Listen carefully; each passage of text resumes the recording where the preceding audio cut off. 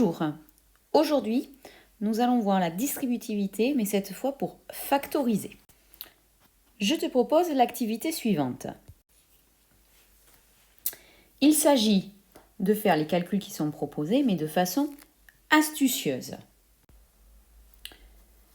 Dans la première expression qu'on me demande de calculer, on me demande de faire 98 fois 26 plus 2 fois 26.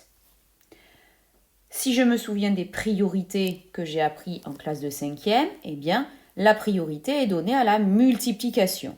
Donc, effectivement, je vais devoir effectuer cette multiplication-là, puis cette deuxième multiplication-là, et une fois que j'ai les résultats, eh bien, je passerai à l'addition. Est-ce que c'est astucieux d'effectuer son calcul dans cet ordre-là? C'est pas très astucieux, sachant qu'en plus, mentalement, cette multiplication-là est difficile à effectuer. Alors, si j'essaie de comprendre un petit peu, qu'est-ce qu'il y a derrière cette expression-là à calculer? Eh bien, si je remarque, ce nombre 26 apparaît dans ce produit-là et dans ce produit-là. Ce 26-là, ça veut donc dire que dans ce premier paquet, il a été répété un certain nombre de fois. Et ici, je vois qu'il a été répété 98 fois. Donc, ce premier paquet, ce 98 fois 26, en fait, qu'est-ce que c'est? Eh bien, c'est 26 plus 26 plus 26 plus etc. plus encore 26, d'accord? Et ça a été répété 98 fois. Si je regarde maintenant le deuxième paquet, celui-ci, à nouveau, je vais compter 26 deux fois. Donc, qu'est-ce que je vais faire? Eh bien, ce deuxième paquet-là, je vais le rajouter ici, plus 26, plus 26. D'accord? Ici sont bien deux fois. Si je fais le bilan, le nombre 26 a été répété, eh bien, si vous regardez bien, 98 fois ici, plus les deux fois en bleu, ce qui fait donc 100 fois. Donc, je vais pouvoir écrire que, au total, eh bien, le facteur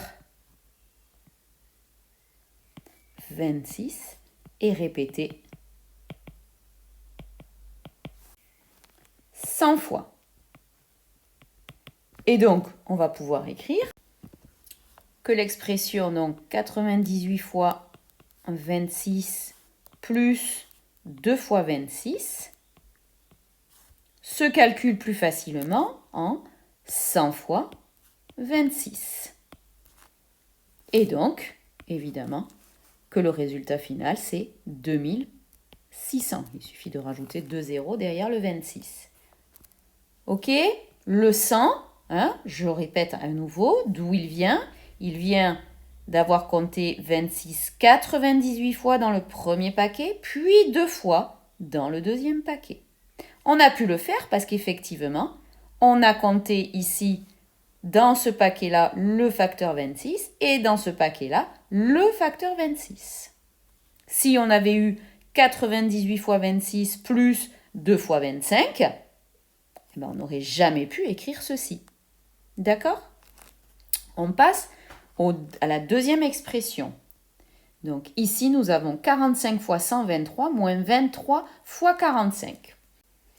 Là encore, dans cette expression, si on remarque bien, donc, premier paquet, une multiplication, elle est prioritaire. Deuxième paquet, une deuxième multiplication, elle est prioritaire. On passera à la soustraction à la fin. Mais ce n'est pas du tout astucieux et surtout, mentalement, ce n'est pas facile. Qu'est-ce qu'on remarque dans les deux paquets que je vous ai montrés? Eh bien, il y a un nombre, 45, que l'on retrouve. Ce 45-là, il a été multiplié par 123. Qu'est-ce que ça veut dire? Ça veut dire que ce 45 est répété 123 fois. Donc, je vais pouvoir écrire, eh bien, que 45 fois 123, c'est 45 plus 45 plus, etc., etc., etc., plus 45. D'accord? Et ça, 123 fois.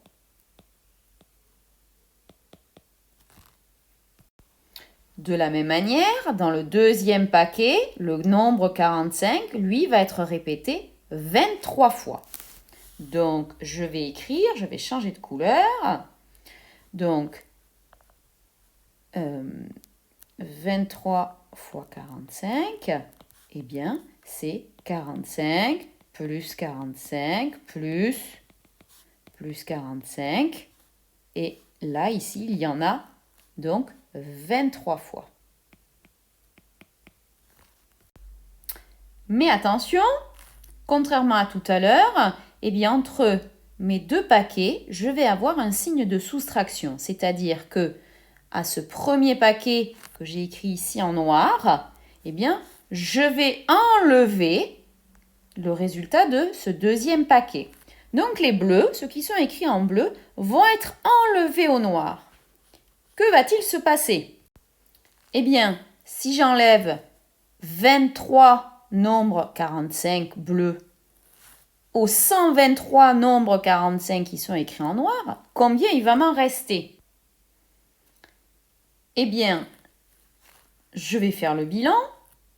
Donc, bilan. Si, effectivement, j'en enlève 23 bleus aux 123 noirs, il m'en restera tout simplement 100. Donc, il reste 100 fois le facteur 45. Et donc, je vais pouvoir écrire que mon expression 45 fois 123 moins 23 fois 45, eh bien, c'est la même chose que 100 fois le nombre 45, c'est-à-dire 4500. L'astuce qu'on a utilisée pour le calcul de ces deux expressions, eh bien, sans vraiment le savoir, c'est tout simplement la fameuse distributivité de la multiplication. Sauf que pour l'instant, cette distributivité de la multiplication, tu as eu l'habitude de l'utiliser pour développer. C'est-à-dire, on te donne un produit et pour le calculer d'une autre manière, eh bien, tu as distribué la multiplication pour finalement eh bien, effectuer plusieurs petites multiplications, mais plus faciles que celles qu'on t'avait données au départ. Ça, c'est développer. Dans les deux expressions qui étaient à calculer, eh bien, c'est l'astuce à l'envers, inverse. Tu avais plusieurs multiplications avec le même facteur qui étaient compliquées à faire et finalement, en regroupant ces multiplications en une seule, eh bien, la multiplication finale était beaucoup plus simple à faire. Donc, je te rappelle la règle de cette distributivité de la multiplication, mais cette fois, tu vois, j'ai écrit l'égalité dans l'autre sens. C'est-à-dire que j'ai commencé par écrire mes deux multiplications avec le facteur k en commun dans les deux, sinon je ne peux pas regrouper. Et donc, cette expression-là va être égale à k fois, entre parenthèses, a plus b. Vous voyez que là, j'ai regroupé donc mes deux multiplications en une seule. Il n'y a qu'une seule multiplication par le facteur k qui apparaît. Mais cette multiplication, effectivement, eh bien, va englober ces deux-là. Dans les exemples qui te seront proposés par la suite, eh bien, ça va être justement à toi de chercher si dans les multiplications qu'on te propose, il va y avoir donc ce fameux facteur en commun. Si effectivement on te propose plusieurs petites multiplications dans lesquelles eh bien, il n'y a pas de facteur commun, tu ne pourras pas utiliser la règle de la distributivité. Par contre, s'il y a un facteur commun, tu pourras regrouper les multiplications. Voilà, j'espère que je t'aurai aidé pour factoriser les expressions, que ce soit des expressions numériques ou littérales. Cette vidéo est terminée, je te dis à bientôt.